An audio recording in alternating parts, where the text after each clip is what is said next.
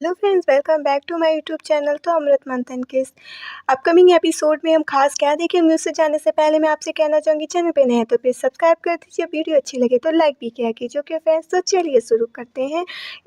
तो सीरियल के स्टार्टिंग में ही ये देखेंगे कि इधर अमृत जो है बबली से कहती है कि तुमने आगम को कहीं देखा? वो पानी लेने नीचे आए थे, फिर वापस ऊपर नहीं आए। तभी बबली कहती है, हाँ पर वो तो बाहर चले गए, मैं कॉफ़ी बना रही थी किचन में, तब वो आए थे और पूछने लगे, ये नताशा मैडम जी के लिए बना रही हो? मैंने बोला नहीं, वो तो अभी तक आई नहीं। तो वो बहुत परेशान हो गए, कहने लगे कि इतनी रात हो गई है और वो अभी तक नहीं आई, मैं जाके देखता हूँ। बस उन्होंने गाड़ी की चाबी ली और वो चले गए। तभी अमृत कहती है, क्या तुम्हारा मतलब है कि हमारे पत्नी इतनी रात को नताशा को ढूंढने गए हैं? बबली कहती है, हाँ बोला तो वही था उन्होंने, बहुत ही फ़िक्र हो रही थी उनको नताशा मैडम की। तभी अमृत बबली से कहती है कि तुम जाओ। अमृत आगम को फ़ोन लगाती है मगर उसका फ़ोन स्विच ऑफ जाता है। तभी अमृत गुस्से में कहती, इस आदमी का क्या होगा? इसका दिमाग ख़राब हो गया है। वो स्कूल जाने वाली छोटी बच्ची है क्या, जो उसकी इतनी फ़िक्र हो रही है? हम उनको नताशा को जितना भी उससे दूर करना चाहते हैं वो उतना ही उनके करीब दौड़े चले जाते हैं, पागलों की तरह बिल्कुल उनके पीछे घूमते हैं। अब तो हद हो गई है, आज तो मैं उनको बख्शूंगी नहीं।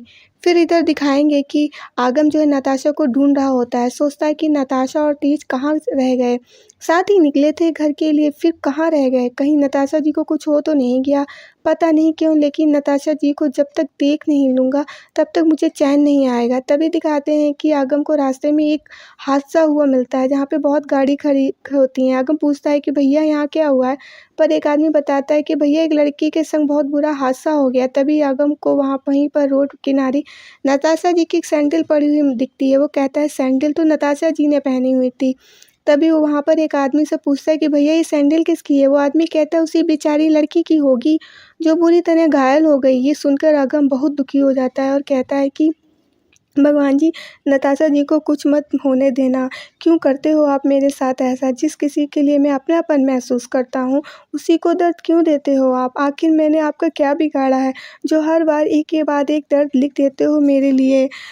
ये इंसाफ़ नहीं है भगवान जी। बहुत ही दुखी होता है, वो रो रहा होता है, अगर नताशा जी को कुछ हो गया ना, आपको कभी भी माफ़ नहीं करूँगा भगवान जी। तभी क्या होता है, तभी एक आदमी अगम से कहता है कि भाई साहब सँभालिए खुद को। तभी अगम पूछता है कि कहाँ लेकर गए हैं उस लड़की को? वो आदमी बताता है कि हॉस्पिटल। तभी जो है अगम भी हॉस्पिटल जाने निकल पड़ता है। तभी उसे रास्ते में नताशा जी दिखाई पड़ती हैं, वो भी आइसक्रीम खाती हुई। तो वो उनको देख के पहले तो बहुत ज़्यादा खुश होता है कि चलो ये ठीक है, लेकिन फिर उसको गुस्सा आता है और वो गाड़ी से निकलता है और नताशा जी के पास जाता है और कहता है कि आपको कोई फ़िक्र नहीं है? इतनी गैर ज़िम्मेदार कैसे हो सकती हैं आप? तभी ये नताशा देख के एकदम चौंक जाती है और वो कहती है कि हुआ क्या है आपको मिस्टर मलिक? तो अगम कहता है कि आप इतनी देर रात तक बाहर हैं, मैं आपको फ़ोन पे फ़ोन किए जा रहा हूँ लेकिन मुझे तो जवाब नहीं दे रही हैं आप। मन में तरह-तरह के ख़्याल आ रहे हैं मेरे, कहीं आप मुश्किल में तो नहीं फँस गई होंगी।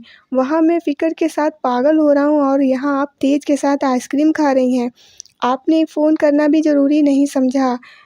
कितनी दूर से चला आ रहा हूँ मैं, अगर आपको ज़रा-सा भी ख़्याल नहीं है। तभी तेज आगम से कहता है, आगम शांत हो जाओ। तभी जो आगम होता है वो तेज का हाथ झटकते हुए कहता है, अरे तुम तो बात मत करो मुझसे।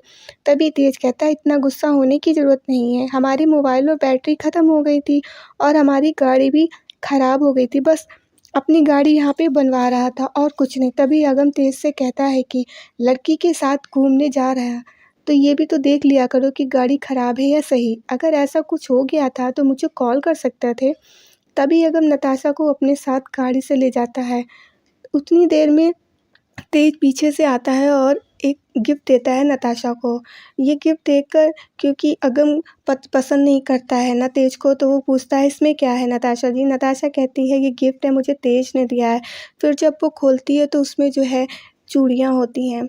वो चूड़ियाँ देखती है और कहती है कि मुझे ये चूड़ियाँ एक बच्ची के पास थीं, वो बहुत परेशान थी, तो मुझे तेज ने देखा कि अब मेरे मन में क्या है, तो ये चूड़ियाँ ले ली और उसकी बच्ची की मदद कर दी। तो वो कहता है कि मैं आपको इससे अच्छी चूड़ियाँ दिलवाऊँगा। तभी वो एक दुकान पे जाता है और उसे ज़बरदस्ती उठाता है दुकानदार को और नताशा जी के लिए वो चूड़ियाँ देखने लगता है और वो चूड़ियाँ पसंद करने लगता है। वो देखता है कि नताशा जी किस कलर की साड़ी पहने हुए हैं, वो उसी कलर की चूड़ियाँ पसंद कर लेता है और नताशा जी को पहनाने के लिए आगे बुलाता है। नताशा कहती, मैं तो आपके पीछे ही खड़ी थी, मगर मेरे साइज़ पूछने के लिए आपने मुझसे पूछा भी नहीं और चूड़ियाँ पसंद कर लीं। तभी अगम कहता है कि मुझे आपके साइज़ की पूछने की ज़रूरत नहीं है, मैं ऐसे ही जान जाता हूँ। और वो चूड़ियाँ जो है वो उसे पहनाने लगता है हाथ में। नताशा का ये जो मोमेंट होता है बहुत ही इमोशनल होता है, क्योंकि वो बहुत प्यार करती है अगम से।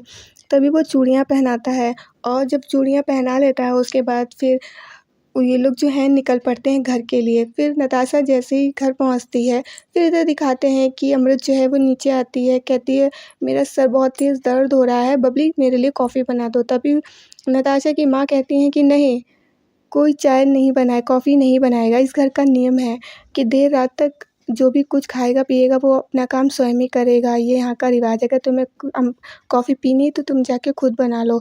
तो वो अमृत जैसे ही उठती तब तक मिस्टर ओबेरॉय कहते हैं, अगर तुम जा ही रही तो मेरे लिए भी कॉफ़ी बना लो, मगर उसमें चीनी और दूध मत डालना। तभी नताशा आ जाती है और अमृत कहती है कि अरे तुम आ गई, अरे तुम अकेली अंदर क्यों आई हो? तेज को भी ले आती, वो छोड़ने आया था ना।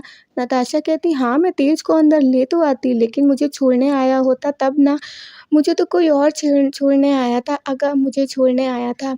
ये सुन के अमृत के पैरों तले ज़मीन खिसक जाती है। फिर नताशा जो है वो दिखाती है कि अगम ने मुझे ये चूड़ियाँ दिलाई हैं और वो चूड़ी दिखाती है तो सब तो बहुत खुश होते हैं, लेकिन अमृत को बहुत ज़्यादा गुस्सा आ रहा होता है। वो कहती है, क्या तुम्हें तेज छोड़ने नहीं आया था? कहते हैं, हाँ मुझे अगम ही छोड़ने आया था। और इधर जो अमृत है वो कमरे में आती बहुत गुस्सा हो रही होती है। तभी क्या होता है, दरवाजे पे अगम आ जाता है, वो दरवाज़ा खटखटाता है, मगर अमृत बहुत गुस्से में होती, कहती, आप तो पानी लेने गए थे, पानी लेते-लेते नताशा जी के पीछे चले गए।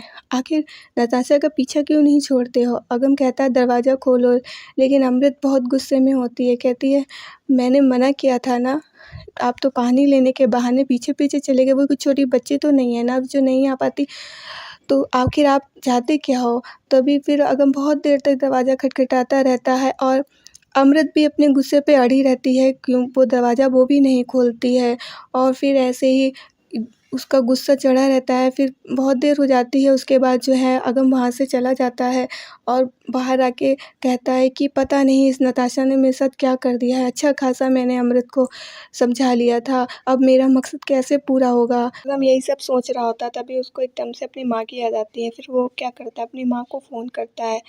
फिर माँ को कई बार फ़ोन मिलाता है, उसकी माँ उठा लेती है। फिर वो अपनी माँ से कहता है, माँ मैं क्या करूँ, ये नताशा जी की वजह से सब गड़बड़ हो गया, मैं तो मेरे अपना मकसद अब कैसे पूरा करूँगा। अमृत तो मुझ पे अब शक करने लगी है, वो मुझ पे गुस्सा हो रही थी, मैं पता नहीं क्यों मुझे नताशा जी के बगैर अच्छा नहीं लगता है, मैं उन्हें देखूँ ना तो मुझे चैन नहीं पड़ता है।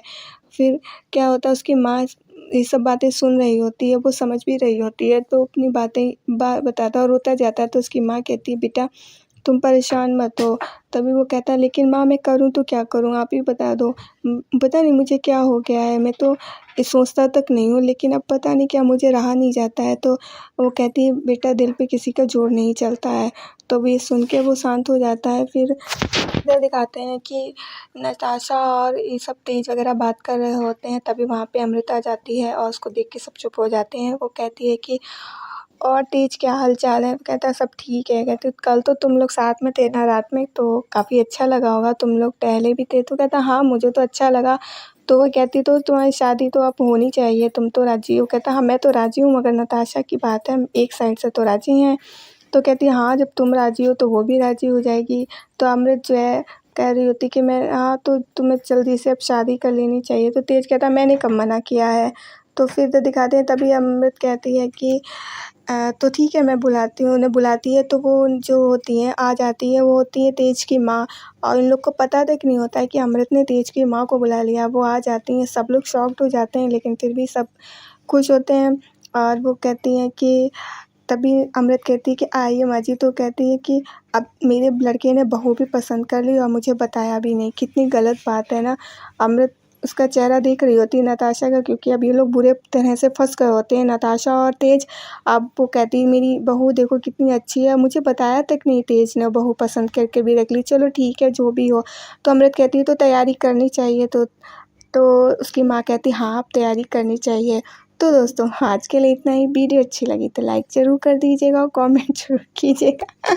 हम मिलेंगे अपनी नेक्स्ट वीडियो के साथ में, तब तक के लिए बाय बाय। और हाँ, कमेंट में ज़रूर बताइएगा कि आपको ये वीडियो कैसी लगी।